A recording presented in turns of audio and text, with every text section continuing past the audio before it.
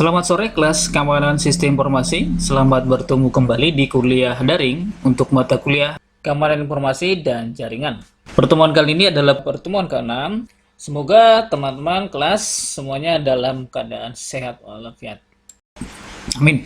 Baik, kelas, sebelum saya menjelaskan materi pertemuan kelima ini, yaitu tentang evaluasi keamanan sistem informasi, saya akan terlebih dahulu menjawab dulu atau menjelaskan dulu pertanyaan dari beberapa teman kita di pertemuan sebelumnya, yaitu tentang materi kriptografi dengan bahasan kriptografi modern. Baik, ini dia yang ditanyakan oleh teman-teman, beberapa teman kita di kelas sebelumnya, yaitu bahasanya tentang kriptografi modern untuk algoritma enkripsi dengan rangkaian bit. Nah, yang dipertanyakan teman kita itu adalah, Pak, ini angka 9, 13, dan 6 ini dapatnya dari mana, Pak? Oke, dalam contoh algoritma enkripsi dengan rangkaian bit, di pertemuan sebelumnya saya menyebut bahwa pesan dalam bentuk rangkaian bit dipecah menjadi beberapa blok. Bisa menjadi blok 4 bit, 3 bit, dan seterusnya. Nah, di sini contoh plain text yang saya tampilkan di materi pertemuan sebelumnya, yaitu plain text itu adalah 10011011010 yang merupakan bilangan biner. Nah, untuk kriptografi modern, perbedaannya saya sebut kemarin bahwa kalau dia kriptografi klasik itu berorientasi karakter, sedangkan kriptografi modern itu berorientasi bit. Nah, ini dalam contoh yang sebutkan ini, bilangan biner ini, kalau kita membaginya menjadi blok 4 bit, maka bilangan biner yang saya tulis di sini, maka kalau dibagi menjadi blok 4 bit, dia akan seperti ini. 1001, 1101, 0110. Nah, yang dipertanyakan teman kita adalah, setelah saya sebutkan di sini, maka setiap blok menyatakan 0 sampai 15. Nah, yang dipertanyakan teman kita adalah ini, hasil dari setiap blok yang dinyatakan dari 0 sampai 15 ini, mulai dari 9, kemudian ada 13, kemudian ada 6. Ini dari mana, Pak, datangnya? Sebenarnya ini pembahasannya sangat detail sih di mata kuliah algoritma dan pemrograman ya di semester sebelumnya, tapi mungkin sudah lupa ya. Oke, next kelas saya akan menjelaskan dari mana datangnya angka 9, 13, dan 6 ini. Kalau angka-angka ini ternyata berasal dari bilangan biner ini.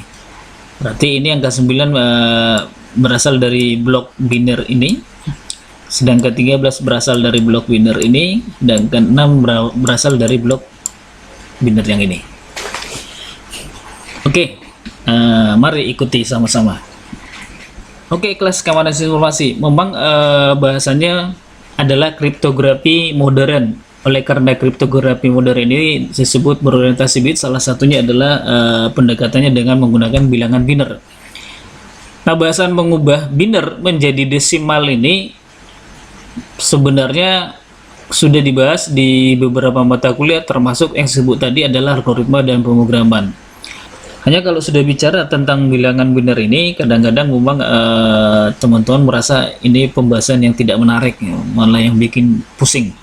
Di sini saya sebut cara mengubah biner menjadi desimal dan sebaliknya mengubah desimal menjadi biner.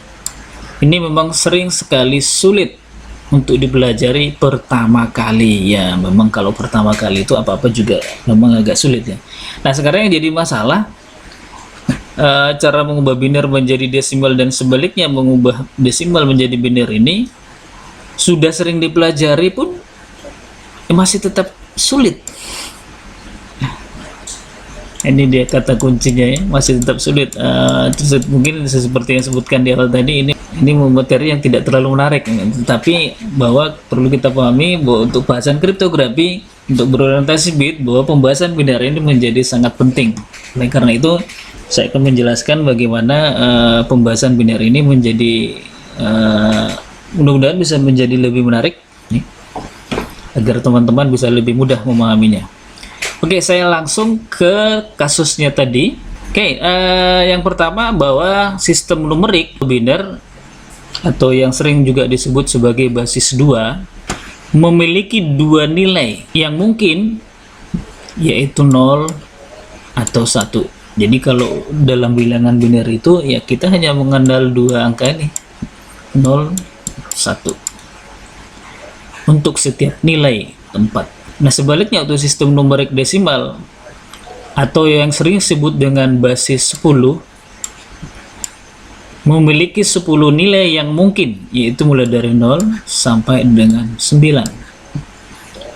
1, 2, 3, 4, 5, 6, 7, 8, 9, 10. Maka disebut dengan basis 10. Nah, ini kata kuncinya ya, yang dua ini. Nah, sekarang kita ke kasusnya tadi. Nah, untuk menghindari kebingungan saat menggunakan sistem numerik yang berbeda, basisnya dapat dituliskan dengan subscript. Jadi kalau dalam satu bahasan ada membahas tentang biner dan desimal, maka bagusnya memang kita menggunakan sistem numerik yang berbeda. Basisnya dapat dituliskan dengan subscript. Nah, ini subscript ini untuk mempermudahnya mengidentifikasi. Misalnya ya, ini misalnya angka binernya itu adalah 1 0 0 1 1 1 0 1 0 1 1 1 0 basis 2. Nah, ini bisa dituliskan dengan penulisan 1 0 0 1 1 1 0 1 0 1 1 0, ini subscriptnya 2. Nah, inilah yang ini bilangan inilah yang menjadi identifikasi bahwa angka ini adalah biner. Nah, sedangkan untuk desimal, untuk angka desimal misalnya saya contohkan adalah angka desimalnya 155 nih. Nah, ini dapat ditulis menjadi 155 basis 10. Ini subscriptnya dibuat 10. Ini menandakan bahwa angka 155 ini adalah basis 10 atau desimal. Jadi 155 basis 10 ini bisa dibaca 155 basis 10. 155 basis 10. Oke ya, sampai di sini bisa dipahami ya. Oke, next. Nah, sekarang untuk kasus yang dicontoh dalam materi sebelumnya ini, kita akan mengambil satu blok yang 101-nya. Oke, nanti yang lain ini silakan teman-teman cari sendiri. Oke, yang pertama, tuliskan angka biner dan daftar kuadrat 2 dari kanan ke kiri. Bingung nggak kata-katanya nih? Saya ulangi ya. Tuliskan angka biner. Angka biner yang ini tadi. Ini ya, 1001. Oke. Dan daftar kuadrat 2 dari kanan ke kiri. Oke, yang dimaksud dengan daftar kuadrat 2 ini adalah bahwa dalam bilangan biner ada yang dikenal dengan pemangkatan, itu dihitung mulai dari 2 pangkat 0, kemudian 2 pangkat 1, kemudian 2 pangkat 2, 2 pangkat 3, dan seterusnya. Nah, ini maksudnya yang dimaksud dengan daftar kuadrat 2 ini. Nah, misalnya kita ingin mengubah angka biner 1001, ini yang di sampel materi pertemuan sebelumnya itu ya. Misalnya kita ingin mengubah angka biner 1001 basis 2 menjadi desimal, maka pertama tuliskan bilangan biner tersebut. Ini bilangan biner ini maksudnya kita tuliskan. Nah, kita tuliskan 1 ya, 0, ini sudah saya susun, 0 1. Oke, sampai sini paham ya? Jadi kalau misalnya kasusnya nanti yang untuk blok yang kedua 1101, maka kalian menulisnya di sini. Jadi kalian menulisnya di 1101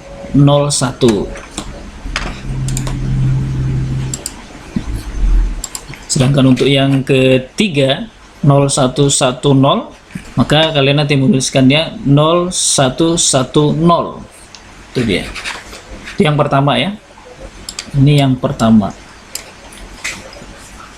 Kemudian tuliskan kuadrat 2 dari kanan ke kiri. Kuadrat 2 itu yang saya jelasin tadi ya, 2 pangkat 0, 2 pangkat 1, 2 pangkat 2 dan seterusnya. Tuliskan kuadrat 2 dari kanan ke kiri.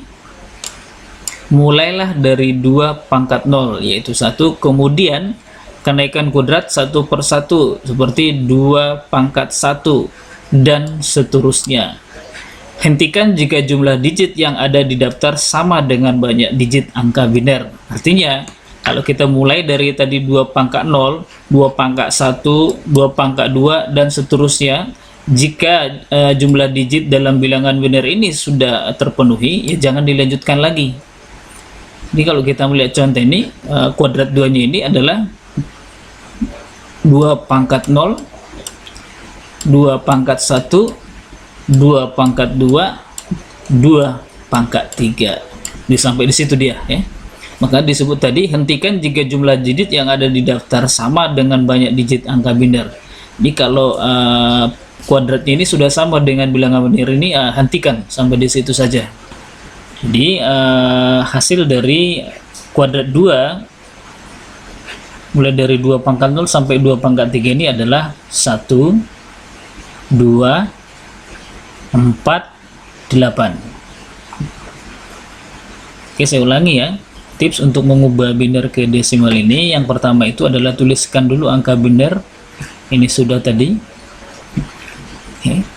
Kemudian daftar kuadrat 2-nya, ini sudah. Baik, langkah pertama sudah selesai. Kita sudah menemukan ini.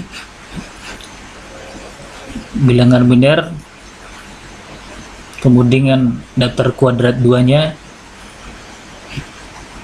Nah, selanjutnya yang nomor 2, hubungkan digit dari angka biner dengan daftar kuadrat 2. Buatlah garis mulai dari kanan menghubungkan setiap digit angka biner dengan kuadrat 2. Jadi bilangan biner nih itu dihubungkan dengan angka yang ada di kuadrat 2. Caranya membuat garis. Mulailah memberi garis dari digit pertama angka biner nih ke digit kuadrat 2 pertama. Saya ulangi ya. Mulailah memberi garis dari digit pertama angka biner ke digit kuadrat 2 pertama. Ini dia. Sudah nih. 11 01 02 04 18. Nah, apa seterusnya setelah dihubungkan ini? Nah, yang berikutnya adalah nomor 3. Yang berikutnya adalah yang nomor 3 ini. Tuliskan nilai perkalian setiap angka biner dengan angka kuadrat 2-nya. Nah, ini tadi setelah kita susun, kemudian kita garis, kita hubungkan antara biner dan bilangan kuadrat 2-nya. Sekarang kita cari perkaliannya. 1 kali 1, 0 kali 2, 0 kali 4, 1 kali 8. Ini sudah dapat hasil perkaliannya. Nah, baik, tips ini tidak mutlak ini ya. Ini hanya agar lebih mudah untuk kalian pahami. Oke, nomor 3 tadi sudah. Setelah kita mendapatkan hasil perkaliannya di baris ketiga ini. Nah, selanjutnya yang nomor 4. Yang selanjutnya yang keempat adalah tambahkan nilai hasil perkalian keduanya. Tambahkan nilai hasil perkalian keduanya. Jadi sekarang tambahkan semua angka yang merupakan hasil perkalian dari keduanya, yaitu 8 tambah 0 tambah 0 tambah 1. Ini hasil perkaliannya tadi 8 ditambah 0 ditambah 0 ditambah 1. Berapa jumlahnya? Ini dia, 9. Nah, untuk menunjukkan bahwa angka itu adalah desimal yang memiliki kelipatan 10, maka harusnya kita menulis 9 basis 10, dibaca 9 basis 10. Nah, sekarang kita melihat, benar nggak 9? Jadi 9 ini yang disebutkan tadi merupakan asal dari blok pertama biner ini. Cara mencarinya adalah seperti ini tadi. Gimana kelas? Mudah dipahami ya? Nah, sekarang bagaimana cara mencari yang blok kedua ini dan yang blok ketiga ini? Sistemnya sama ya, proses pencariannya tetap sama. Perhatikan mulai dari langkah pertama tadi, langkah kedua, langkah ketiga, dan keempat. Ikuti saja langkah-langkah itu, maka nanti akan ketemu nilai akhirnya, yaitu 13 untuk blok kedua, 6 untuk blok ketiga ini. Nah, demikian cara mengkonversi bilangan biner menjadi desimal. Oke, ini dia caranya. Jadi ada 1 sampai 4 langkah tadi. Saya harap ini tips yang sangat mudah bagi teman-teman. Nanti silakan mencoba untuk yang blok yang kedua ini dan blok yang ketiga. Kelas keamanan sistem informasi itu tadi jawaban untuk pertanyaan teman kita, dan mungkin juga itu pertanyaan dari teman-teman yang lain yang tidak menanyakan. Mudah-mudahan penjelasan saya tadi sangat mudah untuk dipahami. Maka untuk lebih mempermudah lagi, silakan teman-teman mencoba untuk di blok yang kedua dan ketiga, dan kalau bisa di angka biner yang lain supaya lebih terbiasa. Karena kalau sudah semakin sering mencoba dengan materi yang lain, angka-angka yang lain, mudah-mudahan kalian akan semakin gampang memahaminya. Baik kelas, untuk materi berikutnya silakan mengikuti sambungan dari materi ini, yaitu materi lanjutan untuk materi evaluasi keamanan sistem informasi. Sampai bertemu di pertemuan berikutnya. Salam sehat.